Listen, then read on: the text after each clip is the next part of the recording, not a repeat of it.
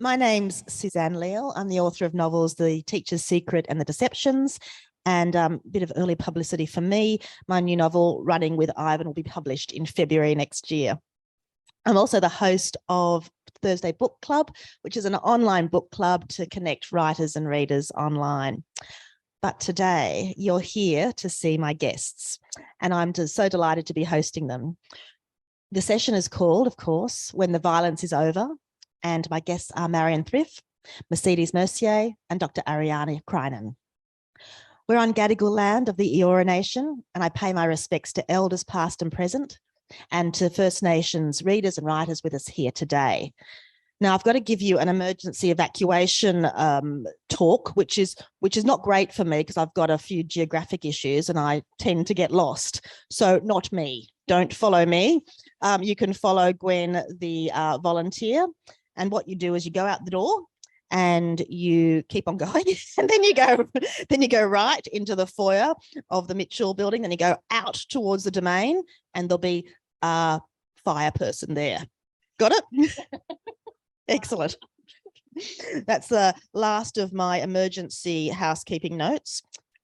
We do, of course, have the normal housekeeping notes, which are phones are on silent, are they not? Yes, except for one person who's got their phone not on silent. You won't know until it rings. You're posting on social media, of course, and you're using the hashtag @BadCrimeSydney or the handle @BadCrimeSydney. We'll have time for questions at the end of the session, so please have them ready. But now, of course, to my guests. Marion Frith, who's right beside me, is a former journalist, communication specialist and speechwriter. She's worked for major Australian newspapers and for the ABC in Canberra, Sydney and London. Here in the After, which you can see at the front, is Marion's first novel. Welcome to you, Marion. Thank you, Suzanne. It's lovely to be here. Mercier works in the criminal justice system and has used her insight into the world of prisons, crime and offenders to write her debut novel, White Noise, which you'll see down here as well.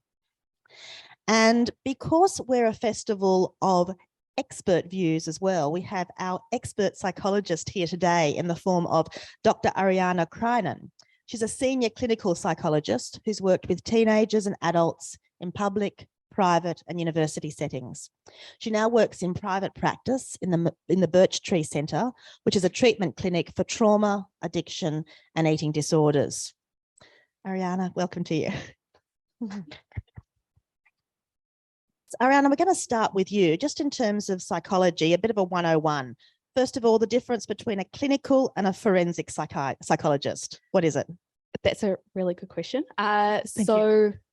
I would say that the different training processes, but so for clinical psychology, we work a lot with mental health. So we work with and learn to do assessments with people and treatment options, mostly in the kind of a clinical mental health sphere, whereas those with forensic psychology work more with kind of criminal offending, how it's developed, how it's maintained, doing a lot of risk assessments. So making sure, what is the risk profile of someone when they are due to be released.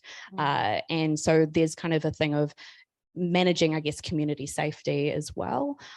So although mental health is definitely a factor in the kind of the criminal offending area, there's a real different wealth of literature and risk assessments that go with forensic psychology. That's a real specialty to that, to that field. Yeah. And at the Birch Tree Centre, what's your specialty, or what type of clients do you work with? Yeah, so I mostly work with older adolescents and adults who have had some form of trauma. So sometimes that can be what we call like a single incident trauma that can lead to PTSD, so post-traumatic stress disorder. And I also work a lot with young people who have had repeated traumas over the course of their lifetime, which is now what we call kind of complex trauma.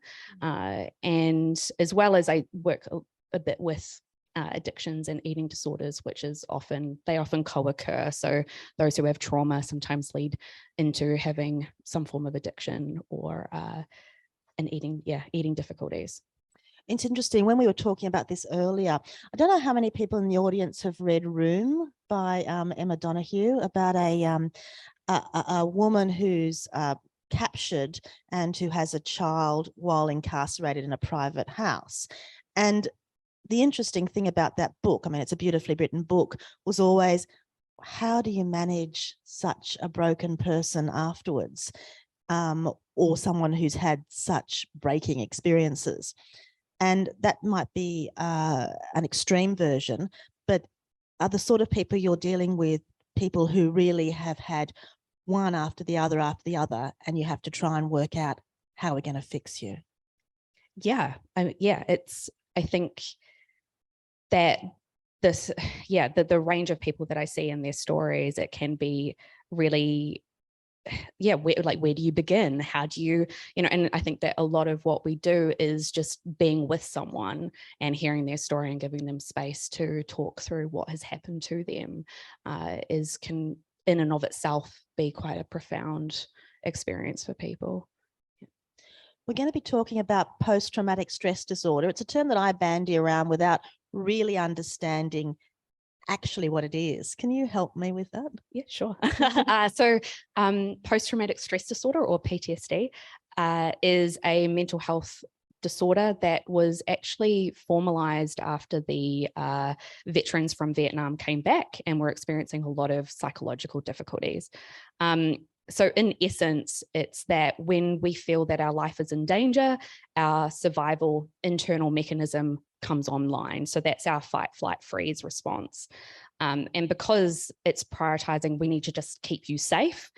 Other mechanisms such as memory, so the part of our brain that stores memory so that we know, okay, that happened 6 months ago, that happened 2 years ago, that's deprioritized, right? Because who cares about memory when your life is at risk, really? So unfortunately, then after the traumatic event has happened, what happens is that people with PTSD then experience nightmares, intrusive kind of symptoms, flashbacks, because that memory of that event hasn't been stored in the way that other memories are. So in PTSD, that's one of the most common symptoms, is some form of flashback or nightmare intrusive symptoms. They also avoid a lot of the things that bring on that traumatic intrusive memory. So they might be avoiding places or things or activities that bring on the any sort of reminder of that trauma. There's also this kind of, because the fight flight system is so activated, it's like, I need to continue to keep myself safe, right? So there's a hypervigilance and an alert to danger for any future harm. So people have difficulty sleeping, concentrating. Yeah. And what sort of treatment would be given? Is it varied, or is there a particular treatment path? There are a lot of different treatment models. They could spend a whole day talking about the different types of treatment, but generally how those of us who work in trauma therapeutically work is that there are kind of 3 stages to treatment. So the first stage is that we want to reestablish kind of safety and trust for the person, because often trauma has eroded that. So we want to build a really safe, trusting relationship and environment for someone to feel comfortable to share their story, to share what's happened to them.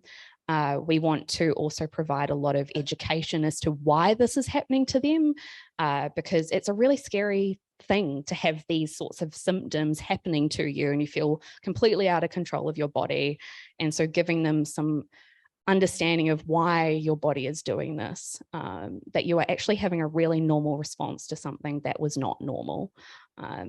And we give them strategies to help regulate their bodies, their emotions, things that are kind of going on for them.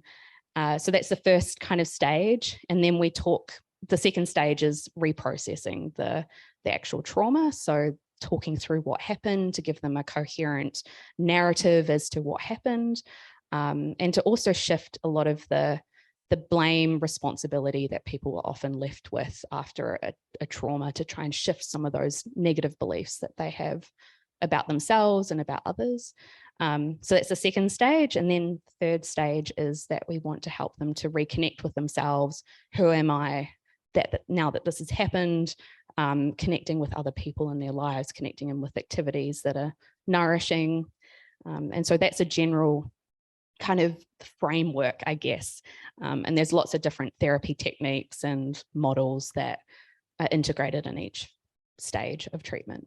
Yeah, it's interesting. As Ariana was talking, I was thinking about both the novels that have been written by Mercedes and by Marion. So Marion Here and the After and Mercedes White Noise.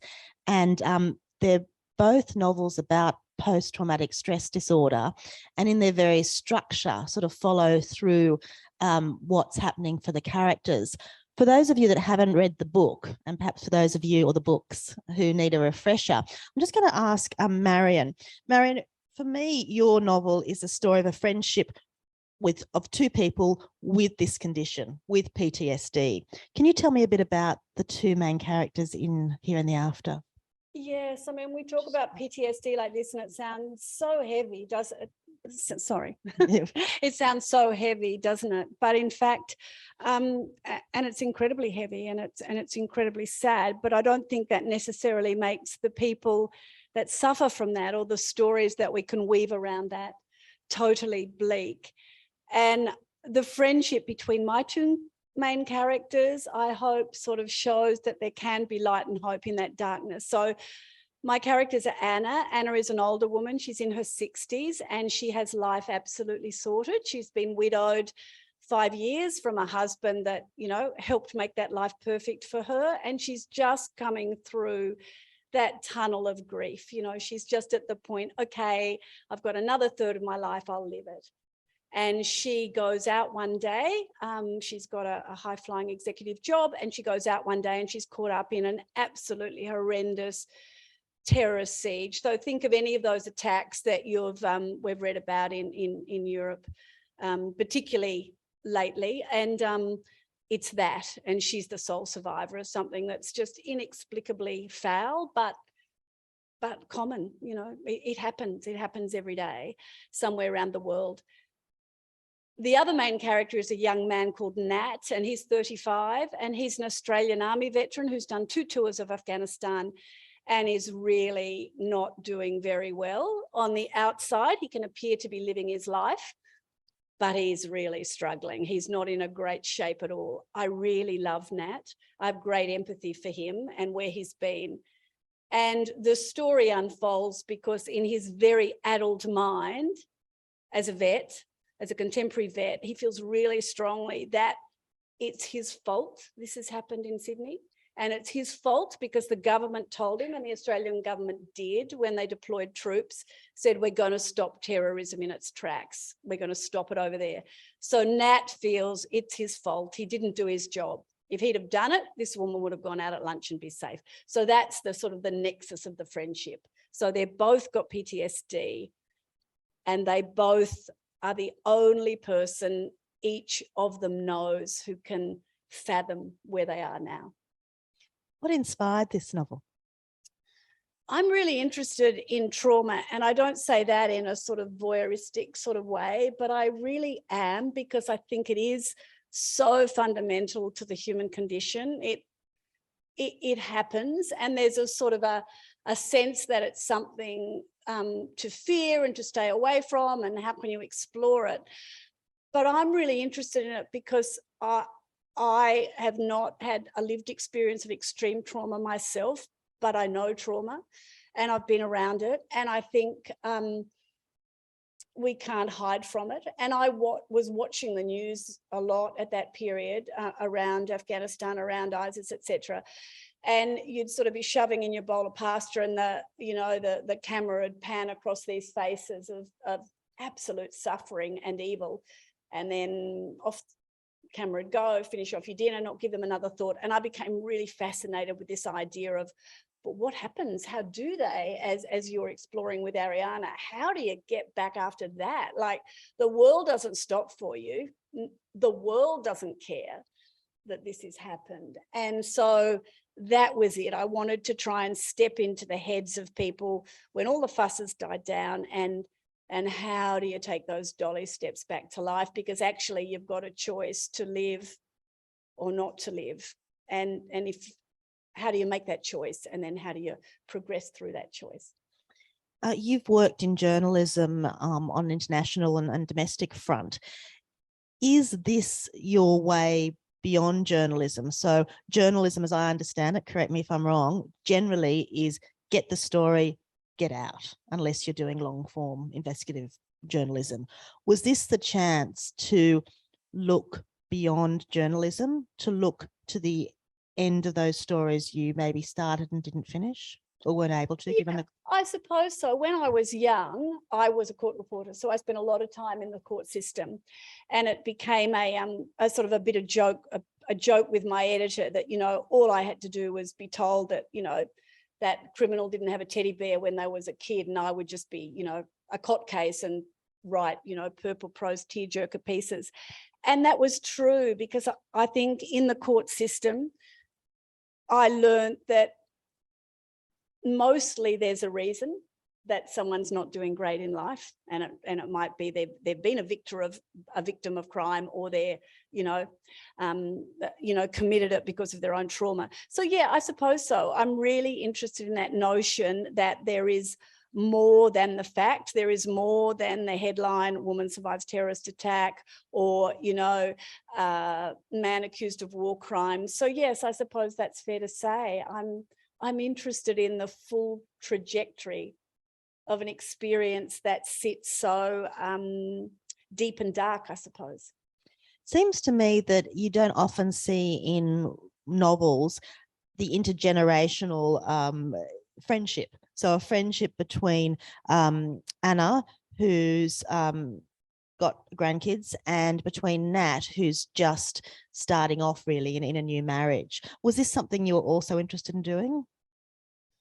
Yes, I wanted an older woman, because I wanted an older woman who was, AKA me, what I believe older women mostly are, you know, which is strong and have experience and have a wisdom born of bruisings, you know. So I wanted that. I wanted an older woman, but then I also wanted a vet. And so it was, I could have made the vet he could have been from Vietnam, but I wanted that young experience so that she could, relate to him in a different way. So yeah, and I think we do have intergenerational friendships, and we probably don't always identify them as that. I know, you know, when you're in the workforce still, I mean, you make great friends with, you know, a person that you wouldn't normally in your social life. So I think there can be a real power in that dynamic.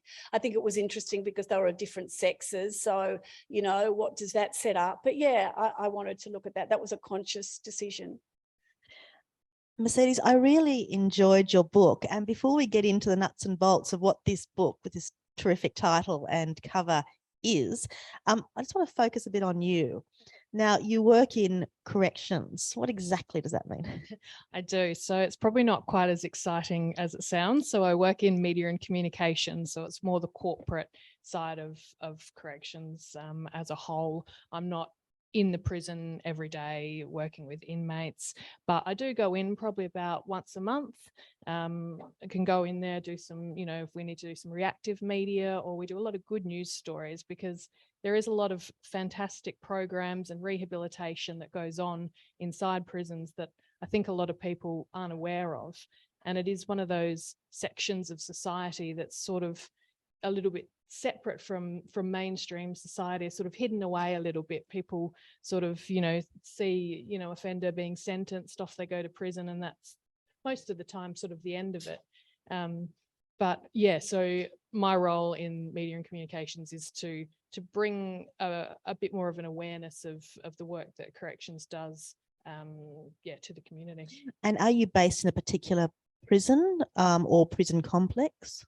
No, I'm based in a head office, so in the city. So I live in Adelaide. We've got 9 prisons around the state, but I'm in head office most of the time. But probably about 5 of our prisons are within driving distance. The others are regional. So I'll drive out to one regularly. So you'd be being asked about prisons that are both men's prisons and women's prisons? Yes. Yeah.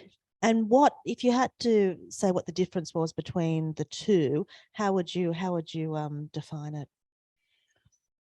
I think it's interesting. I really like spending time in the women's prisons and sitting with the women and hearing their stories and talking about you know, the ways that they're working to rehabilitate themselves and what they're going to do on the outside once they're in there. And it's quite shocking, the stats on, you know, incarcerated women, and the vast majority of them have come from trauma, are victims of domestic violence, grown up in an abusive household, addiction, all of that kind of stuff. So it's really interesting to see the background, and sort of what Marion was saying, that, you know, it doesn't really come from nowhere. You know, this offending does have a background and you know, and a history to it.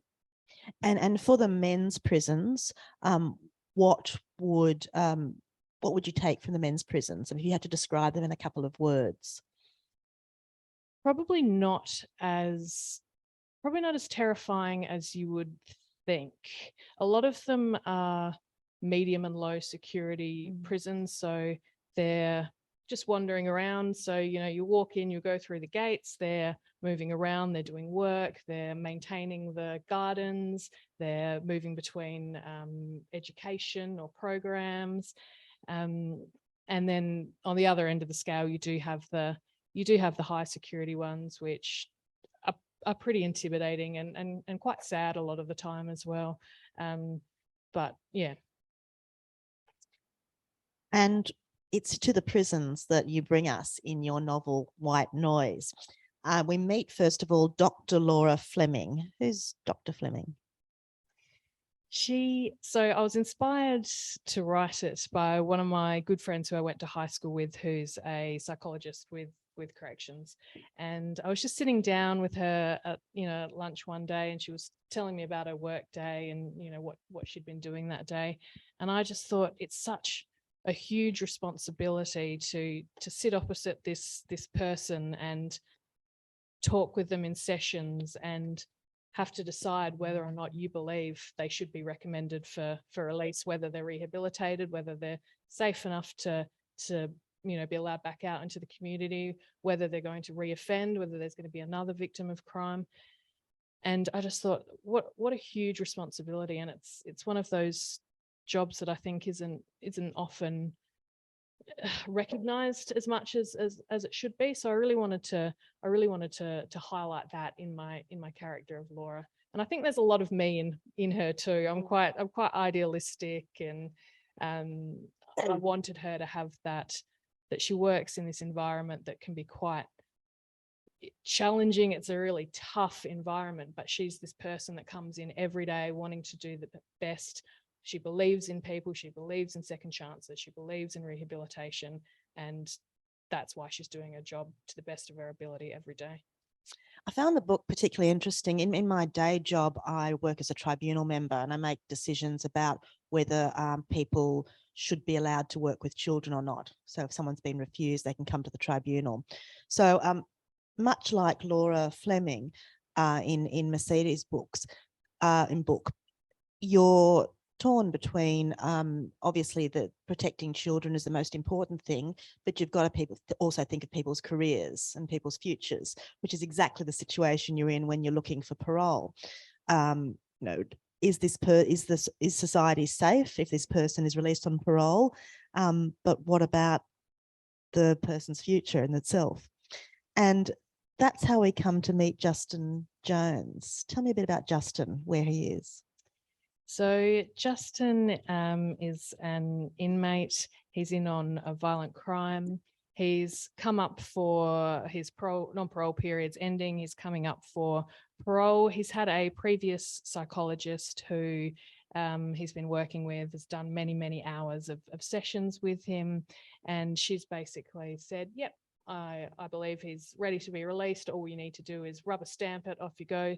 She's pregnant, and she goes on maternity leave early, and so Laura comes in basically just taking over the reins sort of in the, you know, the final stages. You know, sort of thinks it's a cut and dry deal. She'll just read the previous psychologist notes, sign it, and make sure she's comfortable with it, and away she goes. But she sits with Justin, and he's a bit of a narcissist. He's very charming, very manipulative. He's very good looking, so he sort of has a way of, you know, wrapping everyone around his finger and sort of just, fooling everyone a little bit. And so Laura sits in sessions with him, and she starts to think, hang on, I'm not feeling that everything's quite right here. She sort of has this little gut feeling that just starts off small and sort of grows and grows and grows as she goes through sessions with him. And so she decides that she needs to step back, start again, go through sessions and make her own assessment on his suitability. I must say, as a former criminal lawyer, I'm thinking, what a bad psychologist to get when you're just about out and you're almost all signed off. I don't think that was probably the reaction you're looking for, but and so it's a really interesting dynamic, as you can imagine, between Dr. Laura Fleming, and Justin Jones.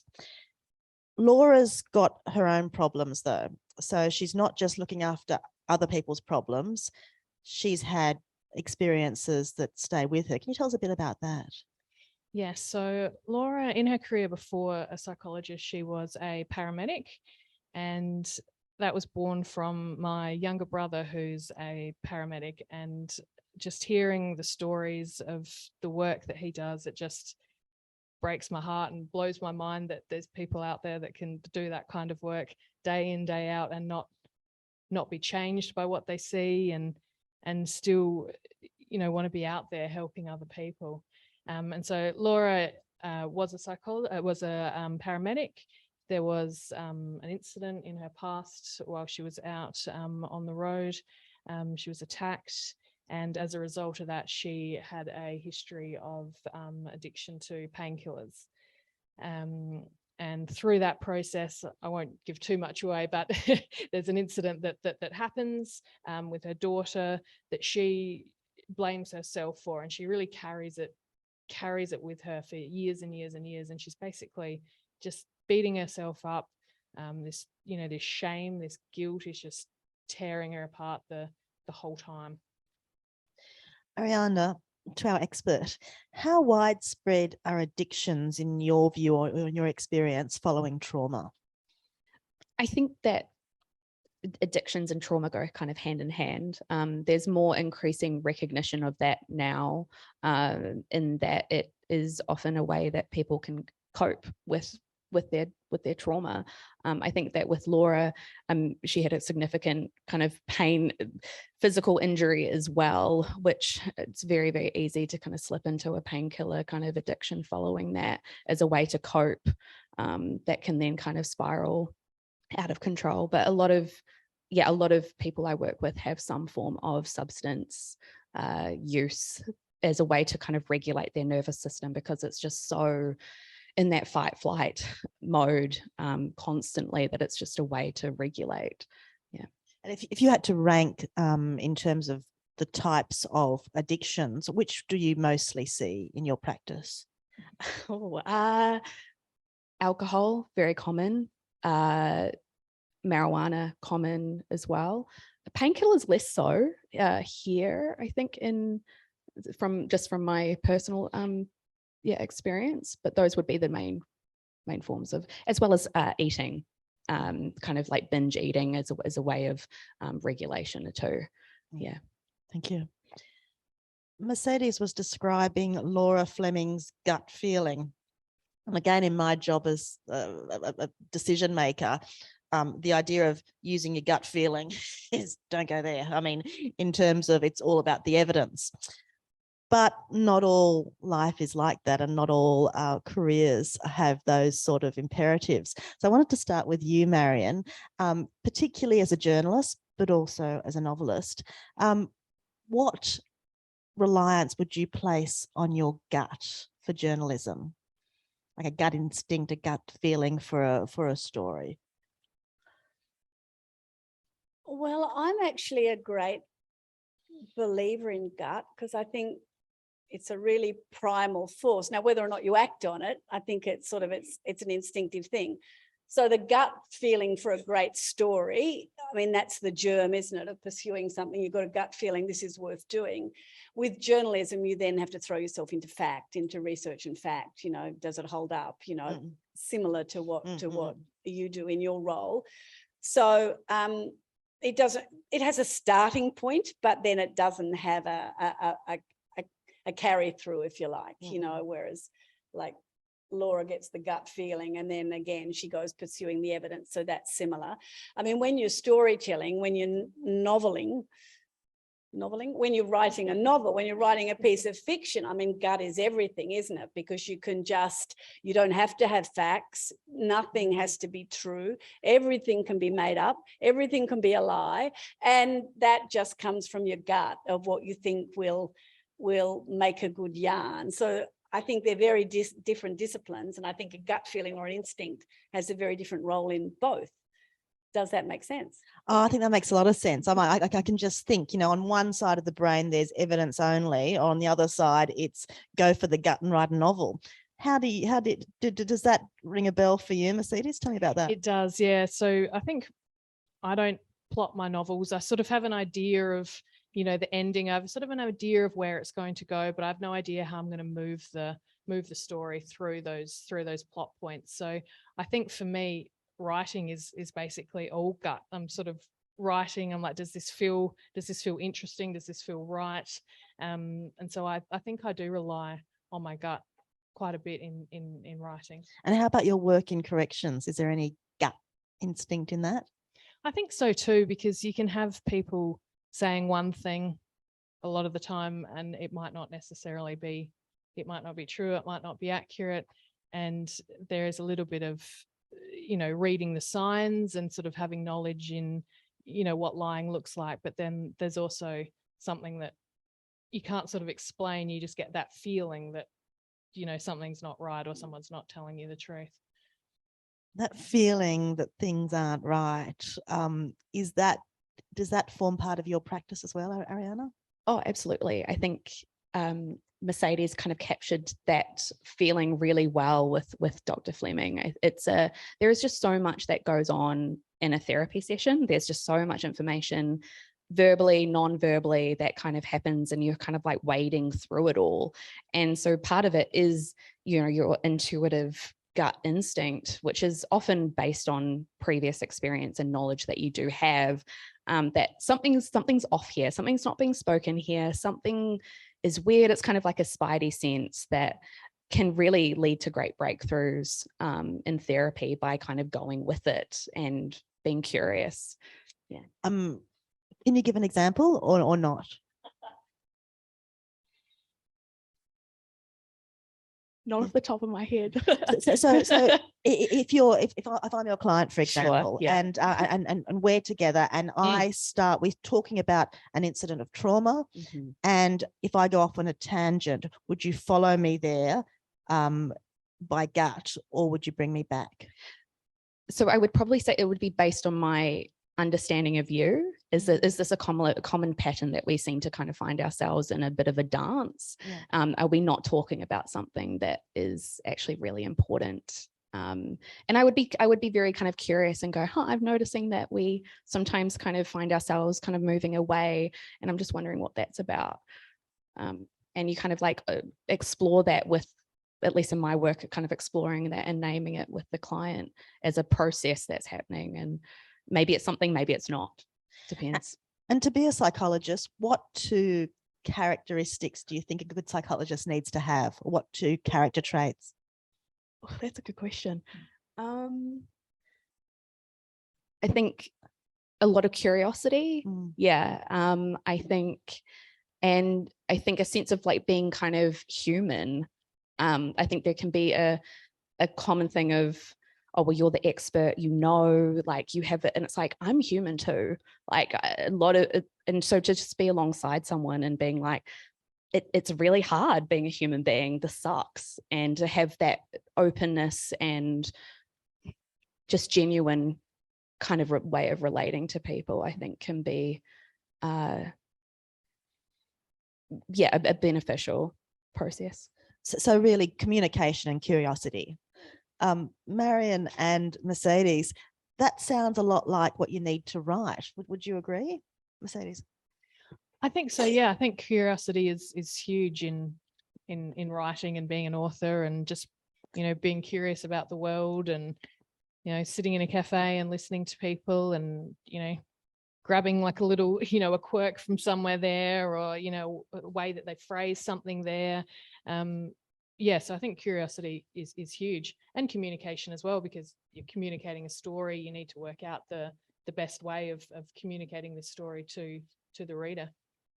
Marion. Yeah, I'm inordinately curious. I'm just like, I don't know who remembers Bewitched, but I'm just Mrs. Kravitz, always peering out the window and knowing exactly what's happening, and go for the dog walk, and it's not a person I haven't got some information out of.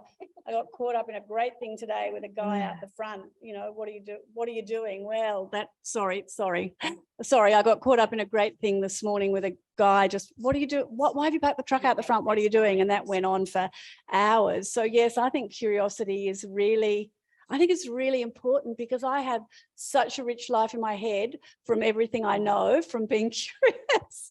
So I think it's really important. And communication, of course, is the delivery mechanism for, giving voice and life to that curiosity, isn't it? You collect stories, and then you've got to be able to communicate, to tell those stories, to reiterate them. Or you've got to find, oh, that's better, isn't it? Yeah, much better. Or you've got to find a way for the curiosity to leave. So your body can be your head can be so filled with curiosity, you need somewhere to place it. And I'm wondering whether writing is the place to examine a curiosity that otherwise might just circle. Yes, I think so. And I think movies probably is. And I probably think, heated arguments over the table is. But yeah, I think storytelling is a way to harness your curiosity about the world. In my case, for this story, it was a way to harness. I mean, curiosity sounds a bit flippant in a way, more a sort of, which isn't fair, because curiosity, of course, means a deep interest, but an inherent interest in motivations and responses and feelings. Yeah, that book was absolutely a way to harness that. Once I dug into those and found what I was looking for, I then wanted to channel them into that story through two people. Does that resonate with you, Mercedes?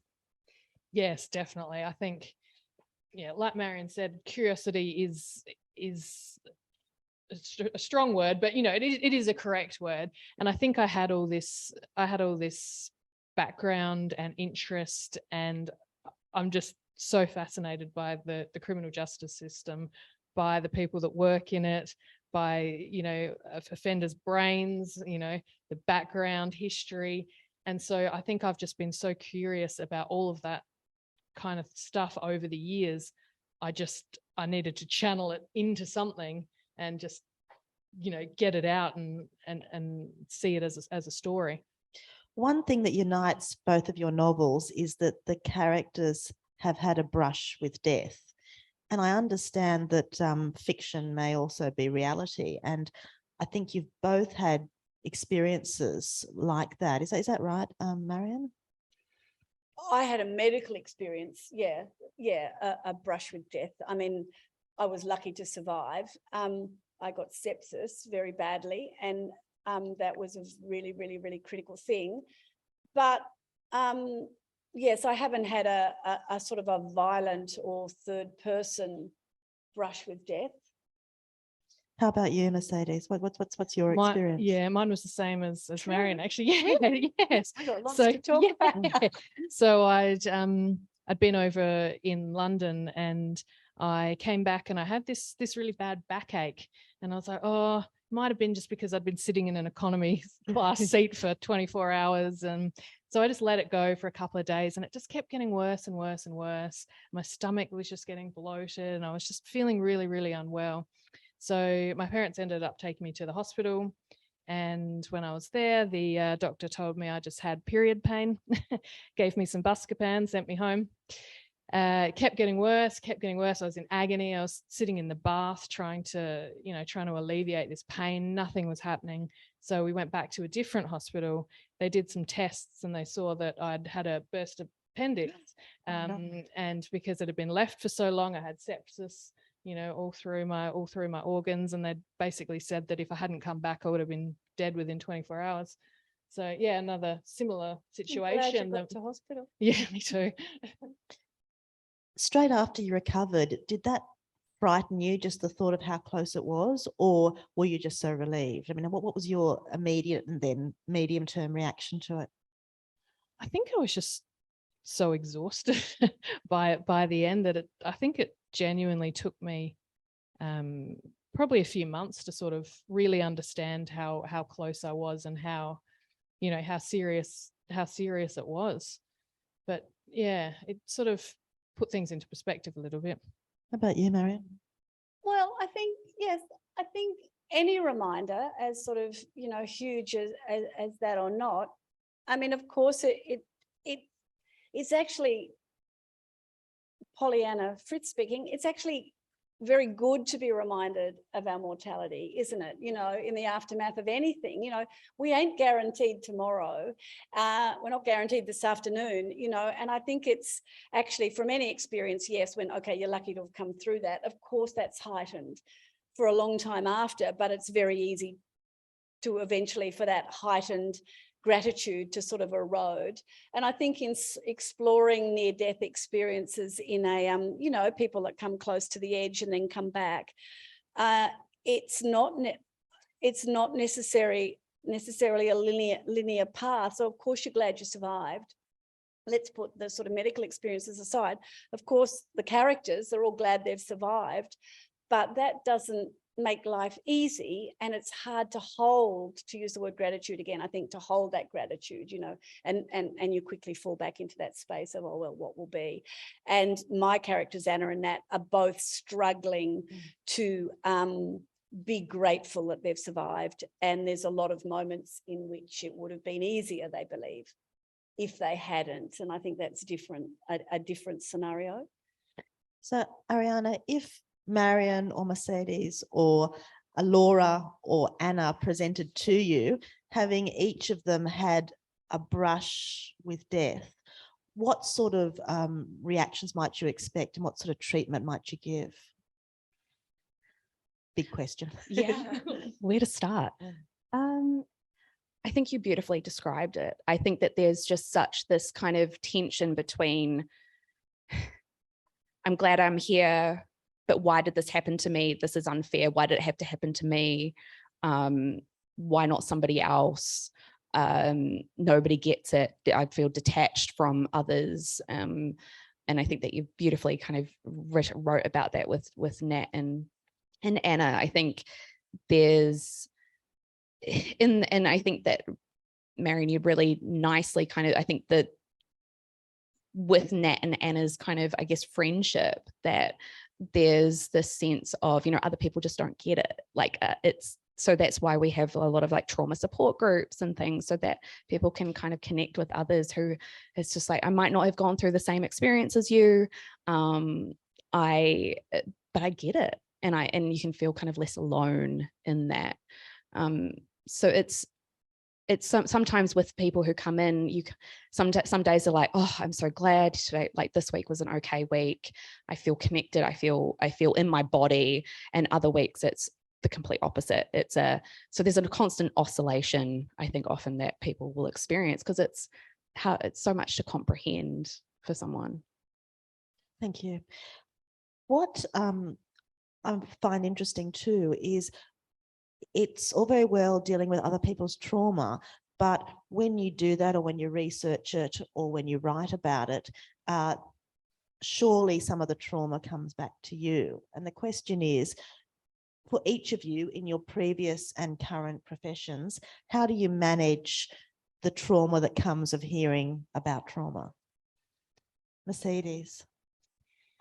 I think I find being surrounded by people that have gone through it as well and are in the same sort of situation. So my work colleagues, we're all really good at, if we hear something awful or read something awful, debriefing with each other when we're ready, talking through it, and sort of getting that sort of understanding together, I think. And that sort of feeling like you're not alone, someone else is there with you, supporting you, they get it. I think that's debriefing is probably the best way that I deal with trauma that I come across. What trauma would you come across? Marion, would it be as a journalist or in the process of researching this book? I think, and I think to sort of go into that, that troubled veteran world, I mean, it's really sad. I mean, we ask young people to go and do a job that we all want done. We actually want the baddies kept away. So we, you know, whether or not we as individuals support particular decisions to deploy, we actually want to have the potential to protect ourselves. So we send these young people off to do things that if they went out and did it in the foyer, they would be in jail for life. So, and then you switch, you get back on that plane and you come home in that boat and you've got to put that switch back up. You can't do that. And I think that when you step into, when you really do sort of deep research into what that does to individuals, and let's say predominantly young men, I mean, historically it's been ever thus, and of course we've got young women now, when we unleash all that within them and then say, oh no, you're back now, so you've got to stop at the traffic lights and you've got to wait in line. I found that so difficult to watch, you know, from a research sense. These ordinary, lovely people struggling with that. We've unleashed the devil. They've seen and done the most horrific things, and then they've got to put it away. But the way I deal with trauma, other people's trauma, is I feel that it's really important to bear witness. So that's all I can do for someone who's suffering, is to bear witness. So you're not alone. So I don't fast forward through the news. And I do sit and read all those interviews, because I think, and that makes me feel that's all I can do. All I can do is listen to this person's story and hold it. So I don't find any residual trauma from that. When I was researching that book, yeah, I could make myself cry. And if I'd made myself cry, I'd think, oh, that's good, I've touched that part of me. But I just think that all I can do is bear witness, and I find a sort of a strength and a dignity in that. That's how I cope. Ariana, how do you look after yourself when you're hearing difficult, traumatic stories day after day, every day? Yeah, I think there's a high risk of what we call vicarious trauma in working psychologists or therapists or anybody working with trauma. And so we have a lot of supervision. So often speaking with more senior psychologists about tricky situations or things that came up in session. I go to my own therapy. That's really valuable if something kind of gets stirred up for me personally. Yoga, massage, those sorts of things for like kind of body regulation. Being around people who are just really grounding, have like a zest for life to kind of balance out the real darkness that you can kind of feel when people are kind of sharing their stories about some of the harshest elements, I think, of humanity. I read a lot of romance books because they all have a happy ending. So, and that kind of keeps balance. So those are some of the ways I say, yeah. Thank you. I think we've got about 10 minutes left to go. So I think it's time for me to hand over to you. There will be a mic for questions and we're recording. So speaking to the mic, Catherine, and then down here. Thank you. Thank you. I've got lots of questions, but I'll just ask maybe 1.5. The books, I'm not going to give away anything, but the books both have not appalling tragic endings, let us say. I'm not saying they're happy in any way, but Ariana, you've read them. Did you feel that kind of trajectory that they go through was realistic from your professional point of view? Please say yes. Well, it seemed to me very much so, but I'd just be interested. Yes, absolutely. I mean, what you didn't see before this was me absolutely raving to these two about how rich of a description and how realistic it was. Such a great depiction of PTSD, and that I think trajectories are really wobbly in this. There's kind of ups, and then there's big lows, and then there's ups, and there's breakthroughs, and then there's relapses. And I think that is a really accurate way in which this really does happen for people. I devoured the books. I thought that they were excellent, and highly recommend them.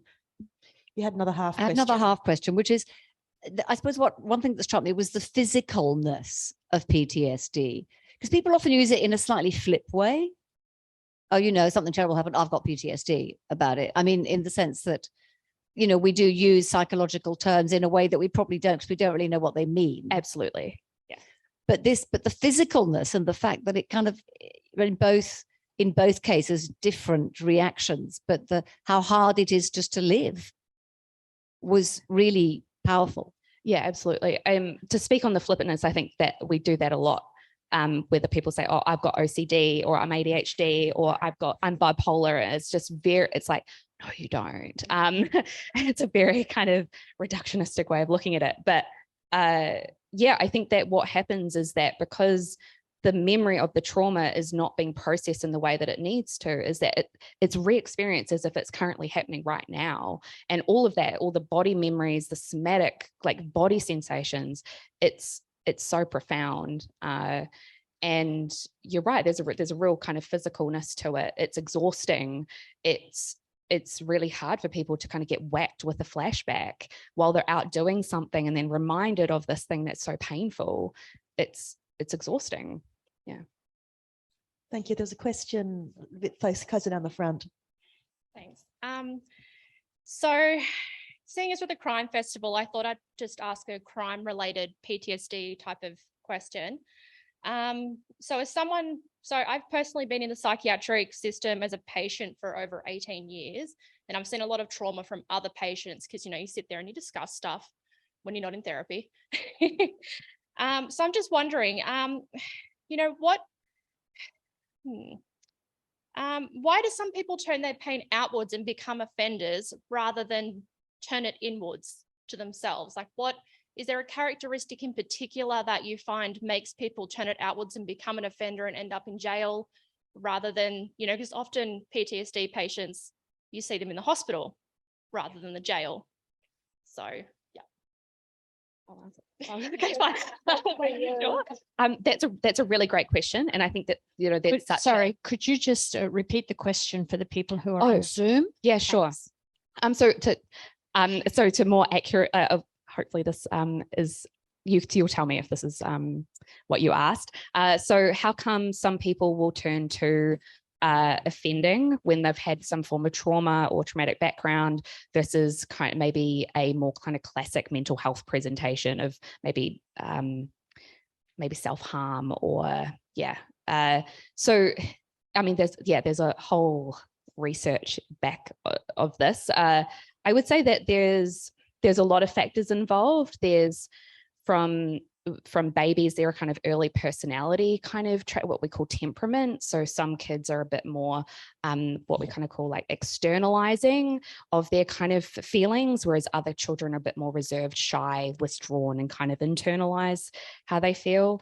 I think it can also depend on how we have been shaped and taught how to manage the emotions. So if we grow up in an environment where when you get angry or when something you feel sad, you externalize that in maybe less healthy ways, that can also shape how you then deal with your own emotional experiences growing up. I think that men are more socialized into aggressive behaviors.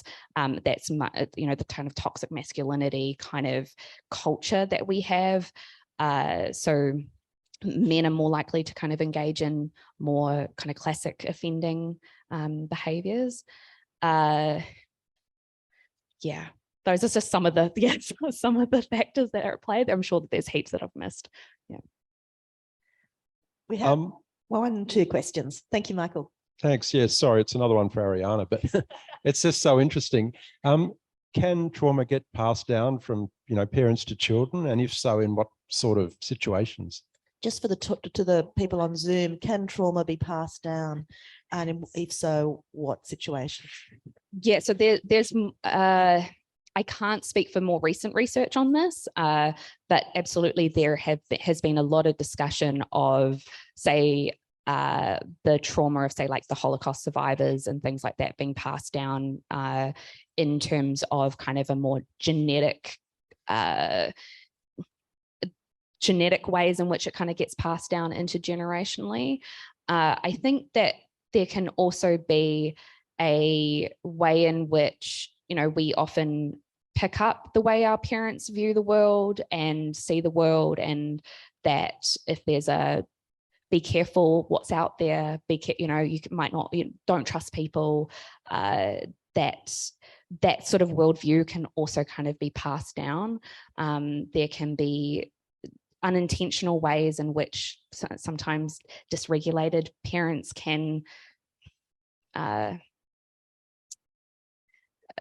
guess, how to say, like that there can also be kind of trauma passed down in that way. So if, or I guess also when we are, in terms of like babies and things like, so our nervous systems like to attach to another nervous system. So if one nervous system is really dysregulated because of unprocessed trauma, that nervous system attaches to that nervous system and is also dysregulated.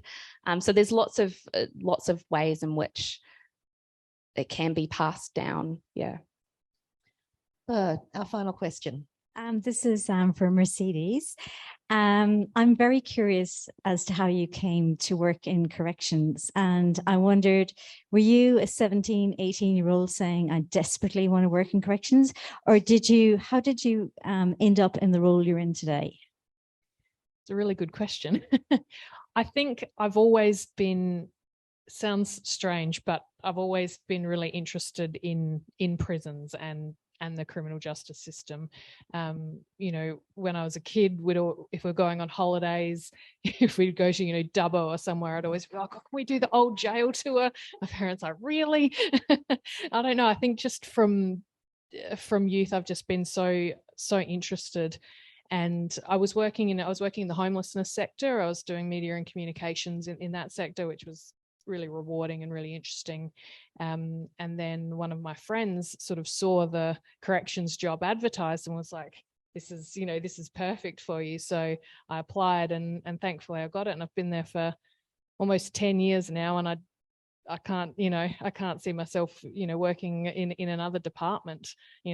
It's so interesting and so rewarding, and it's wonderful. And the people are just, you probably wouldn't expect it, but the people are just the most, they're idealistic, they're interested, they're passionate, and they're just wonderful.